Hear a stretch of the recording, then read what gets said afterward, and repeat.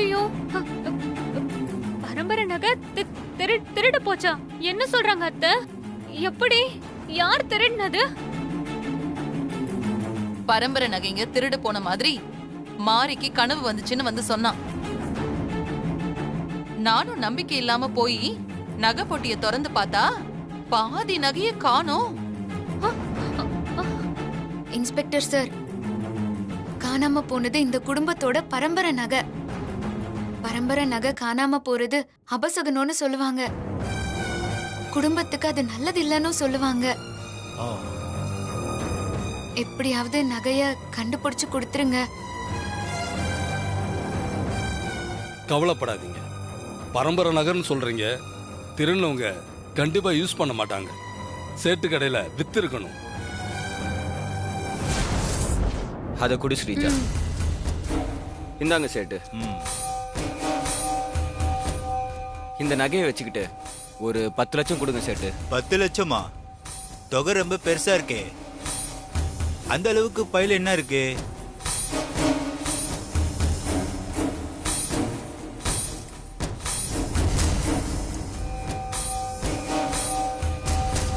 இதெல்லாம் எங்க அத்தையோட பழைய நகை. போட்டுக்காம சும்மா இருந்துச்சு. சரி, எதுக்கு வீட்ல சும்மா இருக்கணும்? பணமா மாத்திட்டா பரவாயில்லன்னு நினைச்சுதான் உங்ககிட்ட கொண்டு வந்தோம் சேட்டு. ஓ, அப்படியாமா? கொஞ்சம் வெயிட் பண்ணுங்க.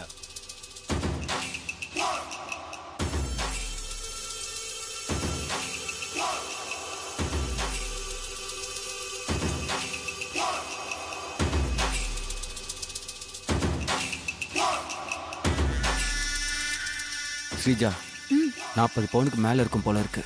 நம்ம எதிர்பார்த்த அம்மன் கிடைச்சிரும்னு நினைக்கிறேன். ஆமாங்க.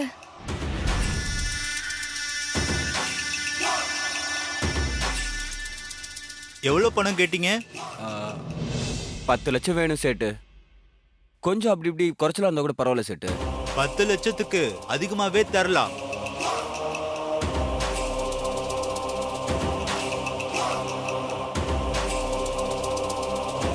டப்பா, இதுல ஒரு சைன் போடுப்பா.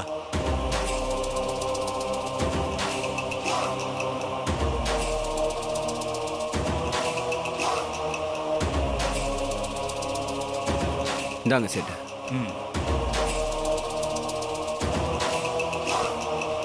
இந்தப்பா.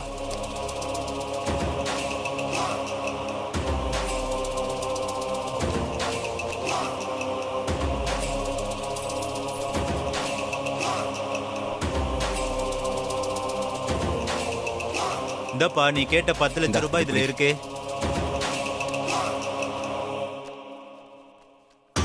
இது எப்படி?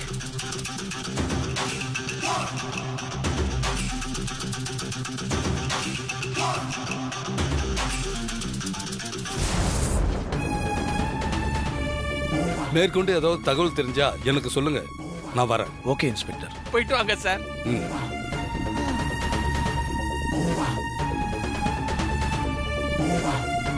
I'm sorry Surya.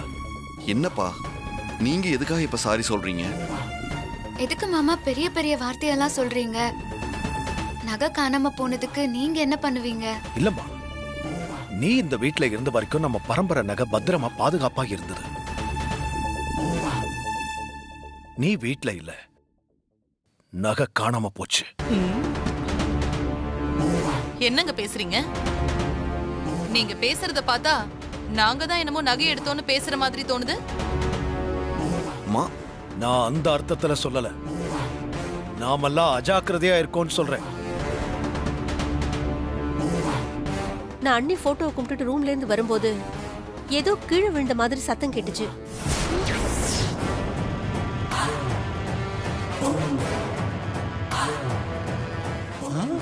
நானும் யாருன்னு கேட்டேன். அப்புறம் பூனை கத்துற சத்தம் கேட்டதும் ஒருவேளை பூனையா இருக்கும் நினைச்சு திரும்ப வந்துட்டேன். எனக்கு தெரிஞ்சு அந்த டைம்ல தான் யாரோ வந்து நகை எடுத்திருக்கணும். என் பியூட்டி, அந்த திருட்டு பூனை நீதானா? அங்கிள், நான் புலி, பூனை இல்ல. கவலைப்படாதீங்க அத்தை. போலீஸ்ல கம்ப்ளைண்ட் கொடுத்துருக்கோம்ல, எப்படியும் திருடனை கண்டுபிடிச்சு நகையை மீட்டு கொடுத்துருவாங்க. அப்ப நாங்க வரோம் அத்தை. மாறி போலாமா? நாங்க வரோம்ப்பா. போயிட்டு வரோம்மா. வா போலாம். மாரிய பத்திரமா சரிப்பா. நான் இருக்கும்போது யார் லவுட் இருப்பான்னு தெரியலையே.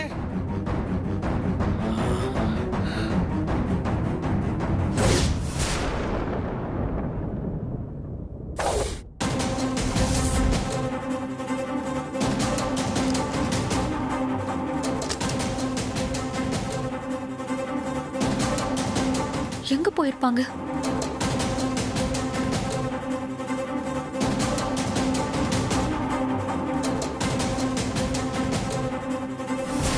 இவங்க எதுக்குங்க நம்ம வீட்டு வாசல்ல வெயிட் பண்ணிட்டு இருக்காங்க? தெரியலையே. சரி வா, என்ன விஷயம்னு போய் கேட்போம். எங்க போயிருந்தீங்க ரெண்டு பேரும்? எவ்வளவு நேரமா வெயிட் பண்ணிட்டு இருக்கேன் தெரியுமா? ஏங்க, நீங்க வீட்டுக்கு வரேன்னு ஒரு ஃபோன் கூட பண்ணல. நீங்க கிளம்பி வந்துட்டு எவ்வளவு நேரம் வெயிட் பண்றேன்னு சொன்னா எப்படிங்க? சரி, நீங்க ரெண்டு பேரும் எங்க போயிட்டு வரீங்க? சரி, உள்ள போய் பேசிக்கலாம் வாங்க.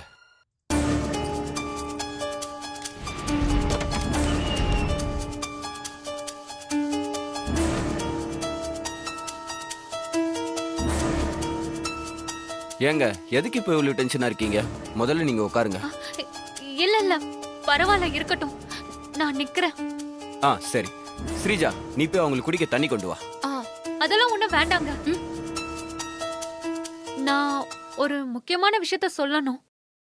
அதுக்காக தான் வந்து வெயிட் பண்ணிட்டு இருந்தேன். என்ன விஷயம் சொல்லுங்க. 10 லட்சம் பணத்துக்காக பரம்பரை நகையை கொடுத்துட்டு போனல, அந்த நகையை நீங்க எங்கேயும் வச்சு பணம் எல்லாம் வாங்கிடாதீங்க. நான் பணத்தை கொடுத்துட்டு நகையை திரும்பி வாங்கிக்கிறேன்.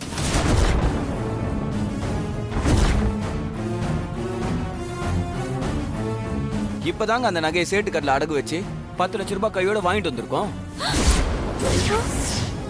எங்க போனீங்கன்னு கேட்டீங்கல்ல, சேட்டு கடைக்கு தாங்க போயிட்டு வரோம். இப்படி அவசரப்பட்டுட்டீங்களே. அது எங்க அத்தை போட்டிருந்த பரம்பரை நகைங்க. இதுக்கு தான் நாங்க பணமா கேட்டோம். ஐயோ போச்சே. சரி, பரவாயில்ல, நீங்க ஒண்ணு பண்ணுங்க. வாங்கிட்டு வந்த பணத்தை திருப்பி சேட்டுக்கிட்ட கொடுத்துட்டு நகையை திருப்பி வாங்கிட்டு வந்துருங்க. நான் உங்களுக்கு பணமா கொடுத்துறேன்.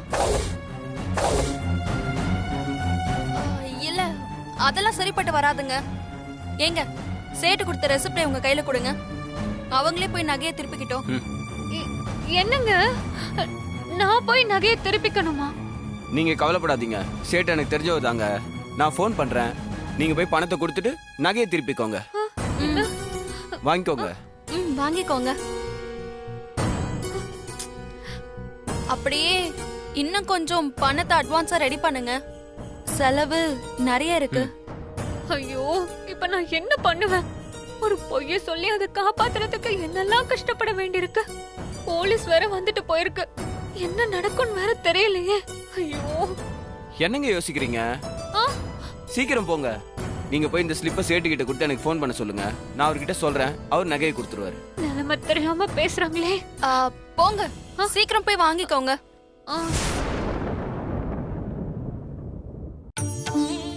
தேவி அம்மா, பரம்பரை நகை திருடு போக போகுதுன்னு எனக்கு காமிச்சு கொடுத்தும் என்னால நகைய காப்பாத்த முடியாம போயிடுச்சு. என்ன மன்னிச்சிருங்க. நகையை கண்டுபிடிச்சு திரும்ப கொண்டு வந்துடுறோம்மா. தேவி அம்மா, பரம்பரை நகை காணாம போறது குடும்பத்துக்கு நல்லது இல்லைன்னு சொல்லுவாங்க. அதனால நீங்க தான் எங்களுக்கு துணையா இருந்து நகைய கண்டுபிடிச்சு கொடுக்க உதவி பண்ணணும்.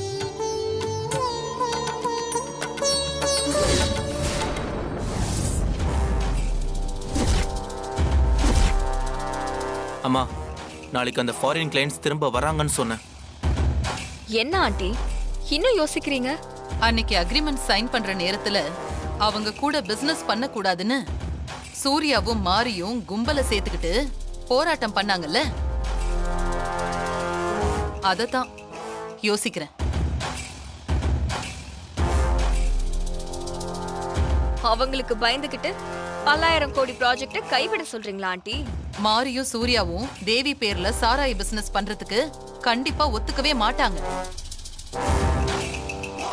அக்ரிமெண்ட் சைன் பண்ணதுக்கு அப்புறமா ஏதாவது பிரச்சனை பண்ணா என்ன பண்றது? அம்மா, தேவி குரூப் ஆஃப் கம்பெனி ஃபாரினர்ஸோட கொலாபரேஷன் வச்சு பிசினஸ் பண்ணா மாசம் 10,000 கோடி ரூபாய் நமக்கு தனியா கிடைக்கும். ஆமா ஆண்டி, அரவிந்த் சொல்றது உண்மைதான். ப்ராஃபிட் மட்டும் தனியா மாசம் 10,000 கோடி கிடைக்கும். நீங்க இதுக்கு ஒத்துக்குவீங்க நினைச்சு எல்லா ஏற்பாடையும் பண்ணிட்டேமா. ஃபாரின் கிளைண்ட்ஸும் நாளைக்கு வராங்க.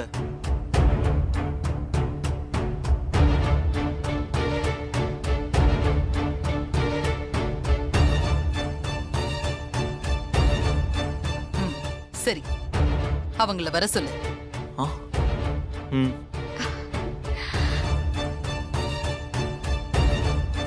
ஆனா ஒண்ணு, இந்த அக்ரிமெண்ட் விஷயம் வெளியில வேற யாருக்கும் தெரியக்கூடாது. ஓகேமா. முக்கியமா மாரிக்கும் சூர்யாவுக்கும் தெரியாம பாத்துக்கோங்க. அவங்களுக்கு இந்த விஷயம் தெரிஞ்சதுன்னா கண்டிப்பா அன்னைக்கு மாதிரி பிரச்சனை செஞ்சு சைன் பண்ண விட மாட்டாங்க. ஆமா ஆண்டி, கண்டிப்பா அன்னைக்கு மாதிரி பிரச்சனை பண்ணுவாங்க. அதுக்கு ஒரு ஐடியா இருக்கு. சொல்லுங்கம்மா, என்ன ஐடியா? அரவிந்த், நீ தேவையான ஃபைல் எல்லாத்தையும் ரெடி பண்ணிக்கோ. அன்னைக்கு சைன் ஆகாம போன அக்ரிமெண்ட் நாளைக்கு காலையில 10 மணிக்கு சைன் ஆகும். நாம சைன் பண்றோம். எப்படியோ இந்த தேவி பேர்ல கம்பெனி ஆரம்பிச்சு சாராயம் காய்ச்சறாங்கன்னு கெட்ட பேர் வாங்கிட்டா மாறி மூஞ்சில கரிய பூசின மாதிரி ஆயிரும். சூர்யா சார். அப்துல்லா மேடம். என்னன்னு ஏன் இவ்ளோ பதட்டமா வரீங்க? தேவிமாவோட பேரை கெடுக்கணும்னு ஒரு முடிவோட இருக்காங்க. என்ன சொல்ல வரீங்க? நீங்க யார் சொல்றீங்க? எல்லாம் இப்போ நிர்வாகத்துல இருக்கவங்கள தான் சார் சொல்றேன். என்ன நடந்துச்சுன்னு கொஞ்சம் விளக்கமா சொல்லுங்க. அன்னைக்கு நீங்க 2 பேர் தடுத்து நிறுத்தின வெளிநாட்டுக்காரங்களோட நாளைக்கு புதுசா மறுபடியும் அக்ரிமெண்ட் போட போறாங்களா சார்?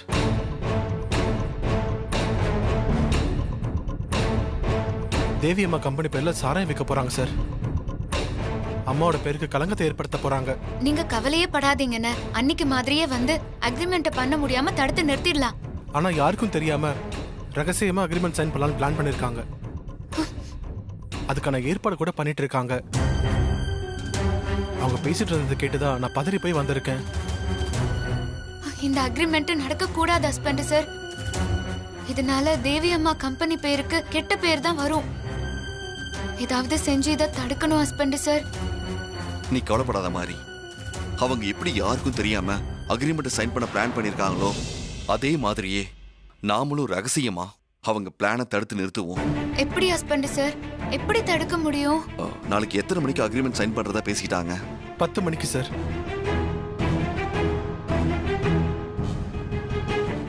மாரி,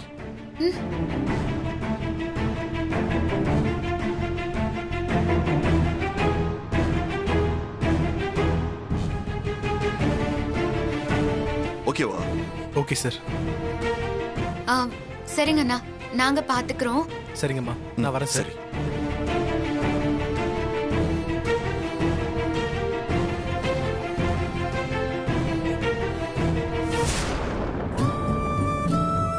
தேவி அம்மா, ஹஸ்பண்ட் சார் சொல்ற மாதிரி எப்படியாவது நாங்க அதை தடுத்து நிறுத்தி உங்க பேருக்கும் புகழுக்கும் கலங்க வராத மாதிரி நாங்க பண்ணிடணும்மா. அதுக்கு நீங்க தான் உதவி பண்ணணும்.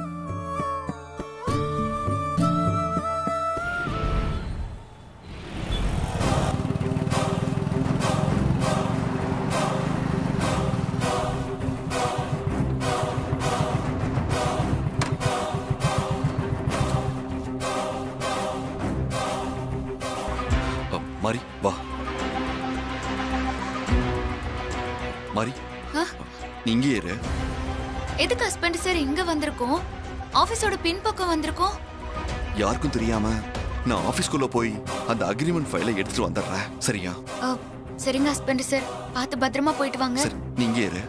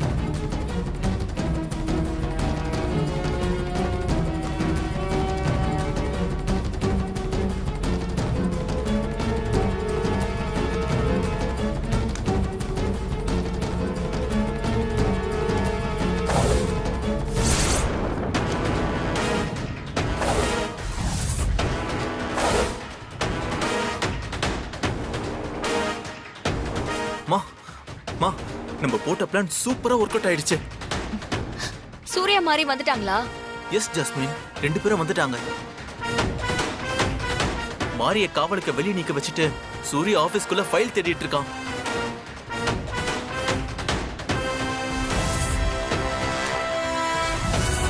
நம்ம பிளான் அப்துல்லாவுக்கு தெரிஞ்சா அவன் போய் சூர்யா மாரி கிட்ட சொல்லுவான். மாரியும் சூர்யாவும் அக்ரிமெண்ட் எடுக்க திட்டம் போட்டு வருவாங்கன்னு அம்மா கெஸ் பண்ணது சரியா போச்சு. ஓகே அரவிந்த், இப்ப நீ என்ன பண்ற? நாம ஏற்கனவே செட் பண்ணி வச்சிருக்கிற ஆளுங்க கிட்ட சொல்லி காவலுக்கு நிக்கிற மாரிய அங்க இருந்து கிளப்பி விட சொல்லு. ஆபீஸ்ல இருந்து வர சூர்யா மாரிய காணோன்னு தேட ஆரம்பிப்பான். அந்த நேரத்துல நம்ம ஆளுங்களை வச்சு மாரிய கடத்தி கொண்டு போய் ஒரு இடத்துல கட்டி போட சொல்லு. சூர்யா ஒரு 2-3 மணி நேரம் மாரிய தேடிட்டு அங்கேயும் இங்கேயும் அலையட்டும். அந்த கேப்ல நாம நினைச்ச மாதிரி அந்த வெளிநாட்டு ஆளுங்களோட அந்த அக்ரிமெண்ட்டை நாம முடிக்கணும். இதுதான் அம்மாவோட ஐடியா. ஓகேமா, சூப்பர்மா. நான் இப்பவே போய் நம்ம ஆளுங்கிட்ட சொல்லி காவல் நிக்கிற மாரிய டைவர்ட் பண்ணி விடுறேன். அப்புறம் இந்த சூர்யாவுக்கு நான் தண்ணி காட்டுறேன் பாருங்க. சரிம்மா, நான் போயிட்டு வந்துடுறேன்.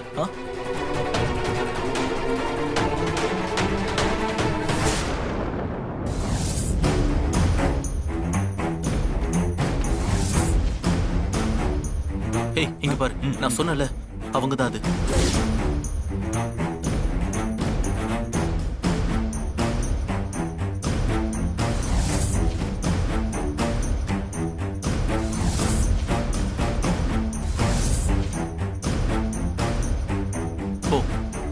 ஓகே, சரி பாத்துக்கிறேன்.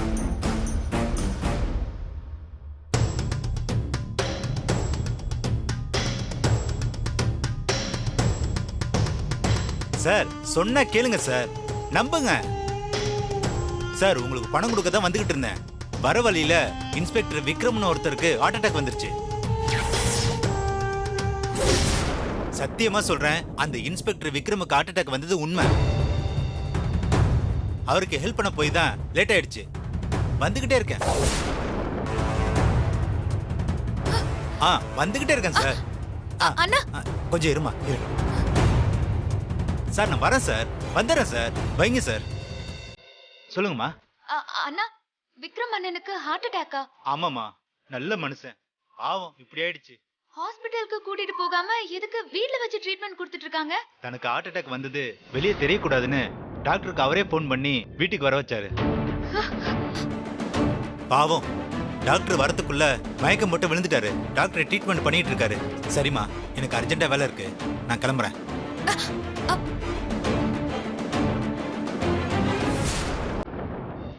விக்ரம் அண்ணனுக்கு என்ன ஆச்சுன்னே தெரியல. ஹஸ்பண்ட் சார் வேற இன்னும் ஃபைல் எடுத்துட்டு வரலையே. இப்ப என்ன பண்றது?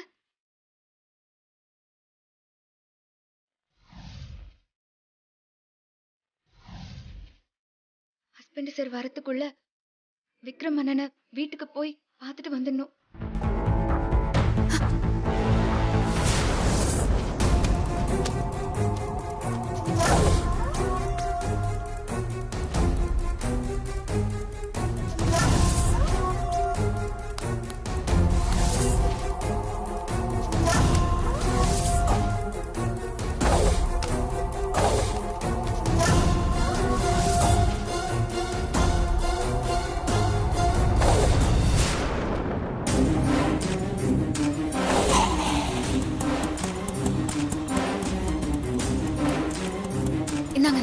சரிம்மா.